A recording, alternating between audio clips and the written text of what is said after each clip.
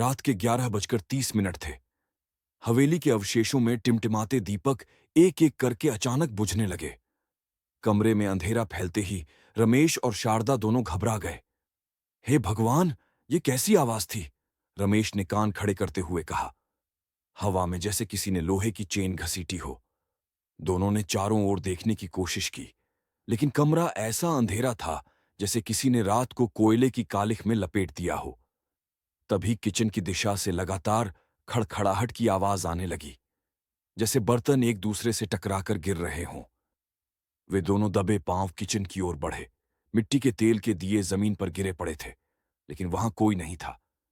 शारदा के होंठ कांप उठे। ये सब अपने आप कैसे गिर सकते हैं? रमेश खिड़की की ओर बढ़े और बाहर झांका। आंगन में गहरा अंधेरा था, हवा में नमी और किसी अनदेखी उपस्थिति का एहसास। तभी ऊपर की खिड़की से किसी के हुंकारने जैसी आवाज आई। दोनों डर के मारे कमरे की ओर भागे और अपनी बेटी मीरा को देखते हुए स्तब्ध रह गए। रमेश ने उसका माथा छुआ तो हाथ तपते अंगारों जैसा जल उठा। मीरा बुखार में तड़प रही थी। मां, कोई मेरे बाल खींच रहा है, वह धीमी आवाज में बोली। जब शारदा ने तकिया हटाया तो उस पर टूटे हुए बाल फैले पड़े थे। यह कोई साधारण घर नहीं था। यह पाटन की वह पुरानी हवेली थी जो पिछले 100 साल से अपने रहस्यों, डर और मौत की कहानियों के लिए बदनाम थी। हवेली के 4 हिस्सों में 4 परिवार रहते थे। रमेश और शारदा अपनी बेटी मीरा के साथ, जोशी जी अपनी पत्नी और दोनों बेटों के साथ, सुधीर अपने बूढ़े पिता के साथ, और सबसे कोने वाले हिस्से में कुछ महीने पहले आई थी कमला, एक अकेली विधवा, शांत और अलग थलग रहने वाली। दिन में हवेली किसी आम जगह की तरह लगती थी। बच्चों की हंसी, महिलाओं की बातें, रसोई की खुशबू। लेकिन रात होते ही हवेली का रंग बदल जाता। दीवारों पर नमी से अजीब आकृतियां बन जातीं, गलियारों से अनजानी आवाजें आतीं, कभी रुलाई, कभी पायल, कभी धीमी फुसफुसाहट। पहले हल्की फुल्की घटनाएं होती थीं, लेकिन कुछ महीनों से यह सब खतरनाक रूप ले चुका था। हर रात किसी न किसी के कमरे से चीख, खटखट या घसीटने जैसी आवाजें आती थीं। आज की रात का अंधेरा जैसे और भी भारी था। दिए बुझना, बर्तन गिरना, मीरा का अचानक बीमार पड़ना, और यह तो बस शुरुआत थी। सुबह होते ही जोशी के घर में दूध फट चुका था। ढक्कन उठाते ही एक सड़ी गंध हवा में फैल गई। ये कैसा अपशगुन है? हर सुबह दूध क्यों खट्टा हो जाता है? सिर्फ दूध ही नहीं, हवेली में बना हर खाना कुछ ही घंटों में खराब हो जाता। सुबह की रोटियां दोपहर तक काली पड़ जाती। मिठाइयों से अजीब सड़ी गंध आने लगती। आंगन में राख से बने गोल निशान दिखाई देते, जैसे किसी ने रात में बैठकर कोई अनुष्ठान किया हो।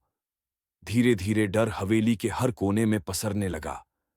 रात को सुधीर के पिता की चारपाई अपने आप हिलती। कभी तकिए के नीचे मिट्टी मिलती, कभी बंद खिड़की के पीछे किसी के जलने की आहट सुनाई देती। जोशी के घर में बच्चों के खिलौने खुद चलने लगते। लकड़ी की गाड़ी अपने आप कमरे के कोने में जाकर रुक जाती। बच्चे रोते हुए कहते, पापा, वहां कोई खड़ा है। लेकिन अंधेरे में कभी कोई नहीं दिखता। कमला अक्सर कहती, कल रात मेरे दरवाजे के बाहर किसी औरत की पायल बजी थी, पर जब मैंने दरवाजा खोला तो सिर्फ गीली मिट्टी के निशान थे।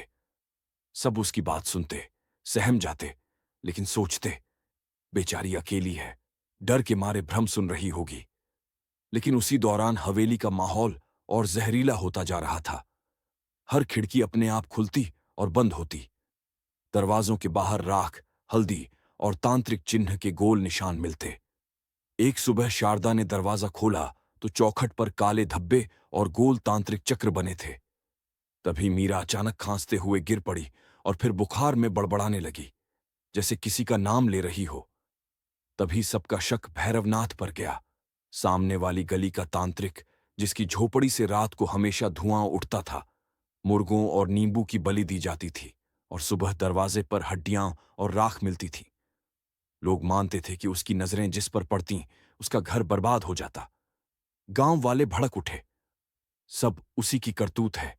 दूध खराब होना, खाना सड़ना, बच्चों का बीमार पड़ना, इन निशानों का मिलना, सब वही कर रहा है। तय हुआ कि सुबह होते ही सब भैरवनाथ के दरवाजे पर जाएंगे। लेकिन सुबह जब सभी पहुंचे तो सामने दृश्य देखकर चीखें गूंज उठीं। भैरवनाथ मृत पड़ा था। चेहरा नीला पड़ा हुआ, मुंह से झाग निकल रही थी। देखो, इसका तंत्र उसी पर पलट गया, किसी ने कहा। सबने मान लिया कि बला टल गई, लेकिन यह तो सिर्फ भ्रम था। उसी रात फिर खिड़की जोर से खुली और दिए की लौ बुझ गई। सुधीर के तकिए के नीचे फिर वही लाल धागा, राख और कटा नींबू मिला। किसी इंसान का काम था यह, पर कौन? मीरा की हालत अब और भी खराब होती जा रही थी। उसने खाना छोड़ दिया था, चेहरा पीला पड़ चुका था, बाल टूटकर गिर रहे थे और रात को अचानक चीखें निकालती। सबने मजबूरी में एक और तांत्रिक को बुलाया। वह हवेली में अंदर घुसते ही बोला, यह सूतक सिद्धि का प्रभाव है, काले जादू की वह विद्या जिसमें घर को अशुद्ध कर दिया जाता है। यह सब किसी अंदर के व्यक्ति की करतूत है। अब हवेली शक का मैदान बन गई। शारदा ने कमला पर उंगली उठाई। तुम रात को बाहर जाती हो, नींबू और राख लेते हो, कहीं यह सब तुम तो नहीं कर रही? कमला ने बस ठंडी नजरों से उसे देखा और बिना कुछ कहे चली गई। अगले दिन सुधीर के कमरे में राख और काले कपड़े मिले, जोशी के कमरे में नींबू, शारदा के कमरे में बाल। सब एक दूसरे को फंसाने जैसा लग रहा था। तांत्रिक दोबारा हवेली आया और बोला, ये सामान तुम में से किसी का नहीं, इन्हें जानबूझकर रखा जा रहा है, और अब मुझे अंदाजा हो रहा है कि असली खेल कौन खेल रहा है। 2 दिन बाद अमावस्या की रात तांत्रिक मंत्र लेकर हवेली छुपकर आया। कुत्ते लगातार भौंक रहे थे। तभी कमला अपने कमरे से बाहर निकली। उसकी चाल बदल चुकी थी, आंखें सुर्ख लाल, चेहरा कठोर। वह आंगन की चौखट तक पहुंची ही थी कि तांत्रिक ने मंत्र उलट दिया। कमला जमीन पर गिर पड़ी।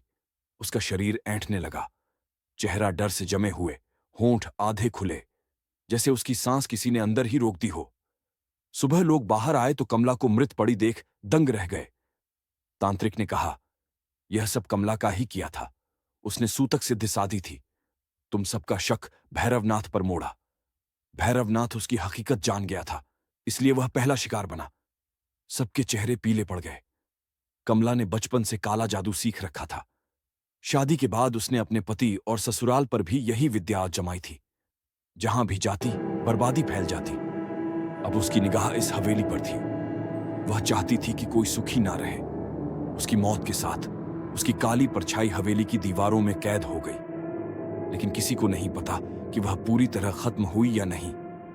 अगर कहानी अच्छी लगी हो तो हमारे चैनल को सब्सक्राइब जरूर करें।